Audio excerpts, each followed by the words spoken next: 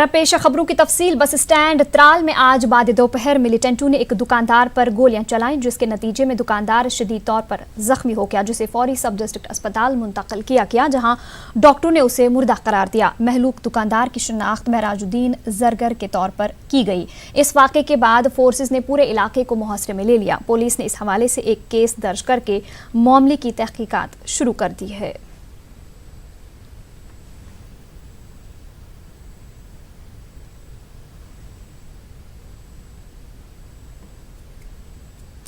किश्तवाड़ के पलमार से सरथल देवी मंदिर के लिए जा रही एक इको गाड़ी गहरी खाई में जा गिरी। इस हादसे में 4 अफराद हलाक हुए हैं, जबकि 5 दीगर अफराद जख्मी हो गए हैं, जिन्हें डिस्ट्रिक्ट अस्पताल किश्तवाड़ में भर्ती किया गया। बाद में 2 जख्मियों को जम्मू मेडिकल कॉलेज रेफर किया गया।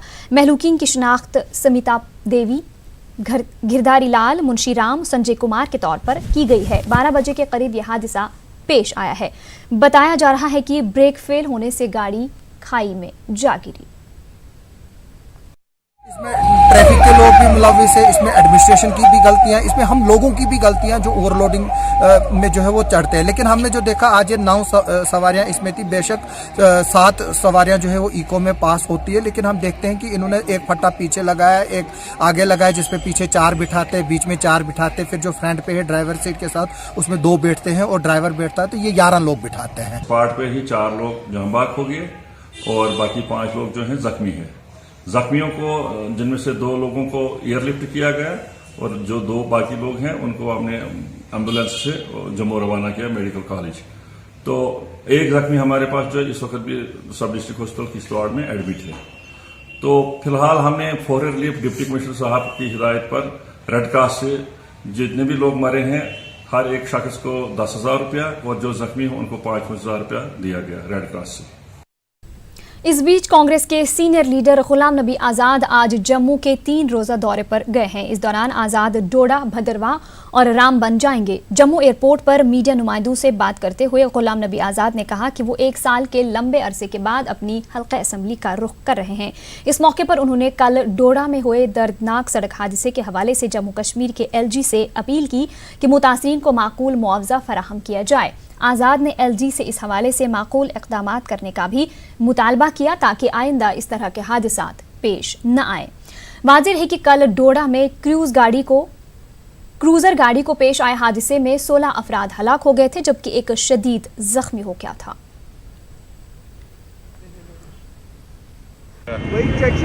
मुझे बहुत ही अफसोस है कि मैं ऐसे वक्त में जा रहा हूँ कि जहाँ पूरे डिस्ट्रिक्ट में शोक मनाया जा रहा है। कल की जो घटना हुई एक्सीडेंट की डिस्ट्रिक्ट डोडा में और मरबत के 16 लोग मारे गए, तो शोक में भी मैं डिस्ट्रिक्ट के लोगों के साथ बराबर, परिवारों के साथ बराबर उनके अफसोस में मैं शामिल हूँ। और मैं सरकार से यही निवेदन करूँगा कि ये डिस्ट्रिक्ट डोडा और चिनाब वैली को डेथ ट्रैप बन गया। हज़ारों लोग साथ में मर गए। हिंदुस्तान में सबसे ज़्यादा एक्सीडेंट अगर किसी एक डिस्ट्रिक्ट में होते हैं, रीजन में होते हैं, वो चिनाब वैली में होते हैं और हज़ारों जानें हर साल जाती हैं। तो इसके लिए नए लेफ्टिनेंट गवर्नर साहब को भी और नए एडमिनिस्ट्रेशन से भी निवेदन करूँगा, पहला सबसे प्राथमिकता होनी चाहिए कि चिनाब वैली में एक्सीडेंट कैसे बंद हो जाए और ये हज़ारों जानें किस तरह से ज़ाया होने से बच जाए। इस दौरान वादी कश्मीर में आज सूरत हाल पुरअमन रही। श्रीनगर के कई मकामात पर दफ़ा 144 नाफिज रही, जबकि कई हसास मकामात पर सिक्योरिटी फोर्सेस को तैनात किया गया था। श्रीनगर के लाल चौक में दोपहर तक दुकानें खुली नजर आईं। आज श्रीनगर के कई मकामात पर ट्रैफिक जैम देखा गया। इस बीच श्रीनगर के कई रूट्स पर मिनी बसें चलना शुरू हो गई हैं। वादी भर में प्रीपेड मोबाइल और इंटरनेट सर्विस लगातार बंद है। हमारे चीफ रिपोर्टर परवेज भट्ट ने मजीद तफसीलात दी हैं। वादी कश्मीर में अब हालात धीरे धीरे सामान्य होते जा रहे हैं। यहाँ पे अगर हम बात करें श्रीनगर में तो मार्केट में जो चहल पहल है वो लगातार जारी है। दूसरी ओर अगर हम बात करें ट्रैफिक के हवाले से तो ट्रैफिक जैम यहाँ पे दिन में लगे रहते हैं, जिसकी वजह से लोगों को शदीद मुश्किलात का सामना करना पड़ता है। घंटों ट्रैफिक में फंस के वो अपनी मंजिलों तक पहुँच पाते हैं। अगर हम ट्रैफिक अमले के हवाले से बात करें वो भी ट्रैफिक जैम्स को रोकने में लगे हुए हैं, ताहम वो अभी तक भी नाकाफ़ी लग रहा है। यहाँ पे अगर हम बात करें ट्रांसपोर्ट के हवाले से तो यहाँ श्रीनगर में लाल चौक और शिवपुरा के दरमियान जो मिनी बस सर्विसेज हैं वो धीरे धीरे अब चलना शुरू हो गई हैं। कुल मिला के देखें तो जो हालात है वो धीरे धीरे लग रहा है कि अब नॉर्मलसी की तरफ बढ़ रहे हैं। फिरोज वानी के साथ परवेज भट्ट, न्यूज़ 18 और दूसरे नगर। जम्मू कश्मीर के लेफ्टिनेंट गवर्नर गिरीश चंद्र मुर्मू ने आज जम्मू में महकमे दाखिला की मीटिंग की सदारत की। इस मीटिंग में महकमे के आला अफसरान ने शिरकत की। इस मीटिंग में जम्मू कश्मीर की मजमूई सलामती सूरत हाल पर तबादुल ख्याल किया गया।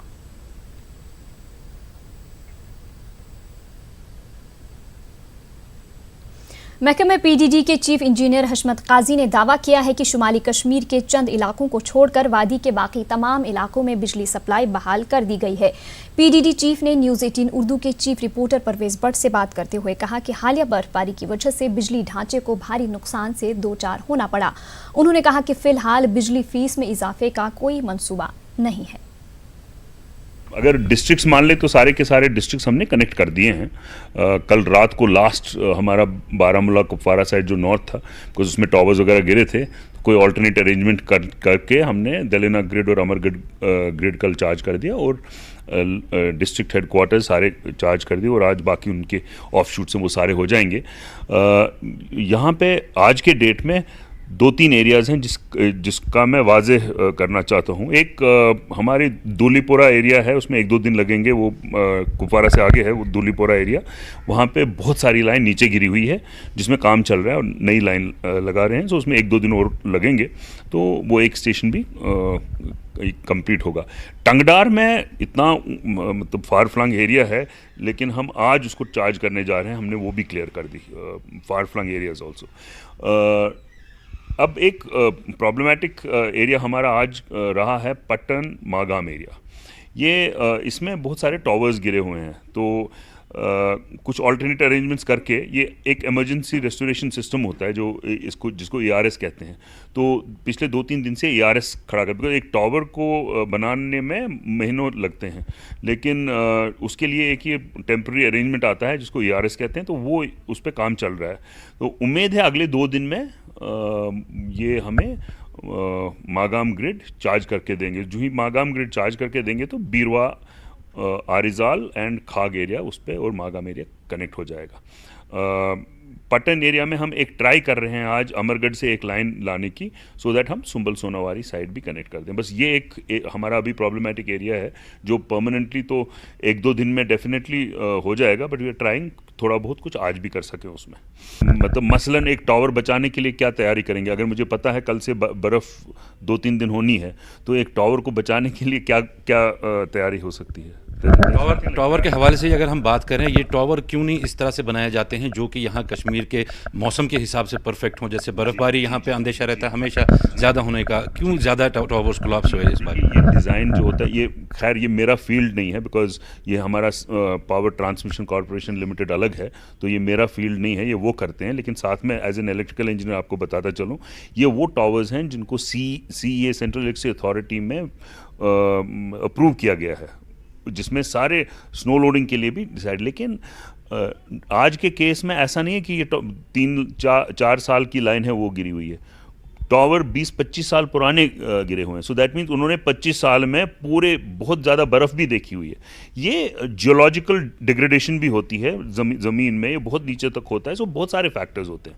आहिस्ता आहिस्ता इरोजन कहीं पे हो गया होता है स्लोली, तो कभी ज़्यादा हैवी कोई चीज़ आ रही है। और दूसरी बात, जब आप ये मान के चलिए कहीं पे हमारी लाइन के ऊपर हैवी चिनार के दरख्त जो कभी नहीं, जो सबसे स्ट्रॉन्ग दरख्त है यहाँ पे, लेकिन चिनार के दरख्त गिरना शुरू हो जाए हमारी लाइनों पे, ये तो दोनों साइड से लाइन को बाहर ही निकाल लेते हैं ना।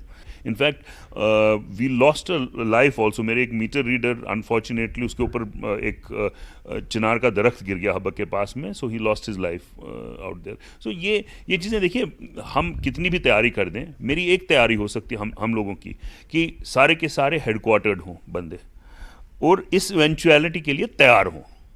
बाकी तो उससे ज़्यादा और कुछ नहीं कर सकते इसको कम करने के लिए। एक ऑप्शन ज़रूर है, दैट इज़ अंडरग्राउंड केबलिंग, जो बहुत ज़्यादा डेवलप्ड कंट्रीज़ में कुछ एरियाज़ में होती है। वहाँ पे भी सारा सिस्टम अंडरग्राउंड नहीं होता, because that is very very expensive. You can't have underground system everywhere. तो इन अ फेज्ड मैनर हम अंडरग्राउंड हमने प्रपोज भी किया है, कुछ 2-3 स्कीम्स भी हैं जहाँ जहाँ अंडरग्राउंड कर लें, जैसे पहलगाम, सोनमर्ग, गुलमर्ग, ये 3 टूरिस्ट डेस्टिनेशंस हैं जिनको इस साल पूरा अंडरग्राउंड कर दिया है। तो ऐसे ही यहाँ पे हमारा प्रपोजल बना हुआ है, वो TEC के लिए गया और काम शुरू करने जा रहे हैं, उसकी टेंडरिंग करने जा रहे हैं। छानपोरा को अंडरग्राउंड करने जा रहे हैं, हम एक कॉलोनी ले रहे हैं ऑन एन एक्सपेरिमेंटल बेसिस, एक पायलट प्रोजेक्ट ले रहे हैं, छानपोरा कॉलोनी को किया जाए। सो ऐसी बात नहीं है कि जितना आपका पॉकेट आपको अलाउ करता है, बिकॉज ये एक बहुत ही ज़्यादा एक्सपेंसिव होता है ये अंडरग्राउंड केबलिंग, और स्पेशली हाई वोल्टेज पे अंडरग्राउंड केबलिंग करना, बट बाय एंड बाय जाएगा। लेकिन साथ में मैं ये भी कहता चलूँ, आप इंटरनेट पे जाइए, मोस्ट ऑफ द जो डेवलप्ड कंट्रीज़ हैं वहाँ पे भी जब स्नोफॉल हेवी हो जाए वहाँ पे भी पावर आउटेजेस होती हैं, बिकॉज जहाँ पे बेयर वायर ओवरहेड लाइंस हैं वहाँ पे it is bound to happen once in a while. मेरे पास में अभी तक तो हमने 2500-2700 पोल हमने दे दिए फॉर टेम्प्रेरी रेस्टोरेशन, बट जो मेरे पास में रिकॉर्ड मतलब डिवीज़न से आ रहा है तो तकरीबन 5-6 हज़ार पोल हमारे डैमेज हो गए हैं, या टूटे हैं, या बेंड हो गए हैं, या गिर गए हैं।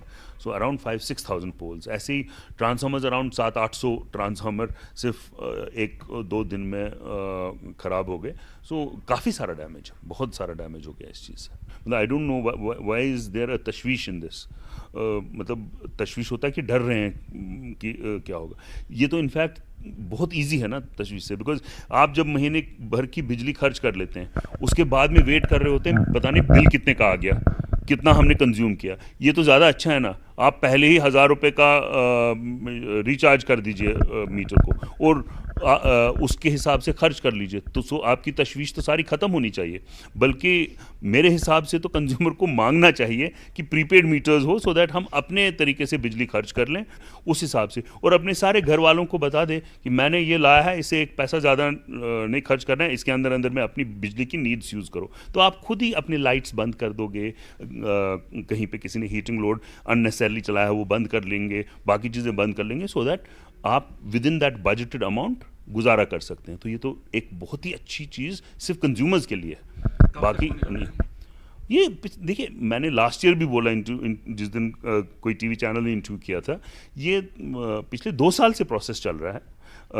अब बात इसलिए तेज़ी पकड़ रही है क्योंकि पूरे इंडिया में जो भी मीटर बनेगा वो प्रीपेड ही बनेगा। अब जो नॉर्मल कन्वेंशनल टाइप मीटर्स होते थे वो बनना भी बंद हो गए हैं। सो हर एक जगह जहाँ पे नया मीटर लगाना है वो प्रीपेड मीटर ही ऑल अराउंड मिलेगा। ये पूरे वर्ल्ड की ट्रेंड है। अब बिजली फीस में हर साल इजाफा होना होता है या कमी होनी होती है, जरूर नहीं, बिकॉज टैरिफ हर साल निकलना होता है, हर साल बदलना होता है। यहाँ पे 2016 से कभी टैरिफ चेंज नहीं हुआ, यहाँ टैरिफ अभी भी 2016 का ही है। बट टैरिफ इजाफा होने वाला है या कम होने वाला है ये हमारे हाथ में नहीं है और ना ही पता है।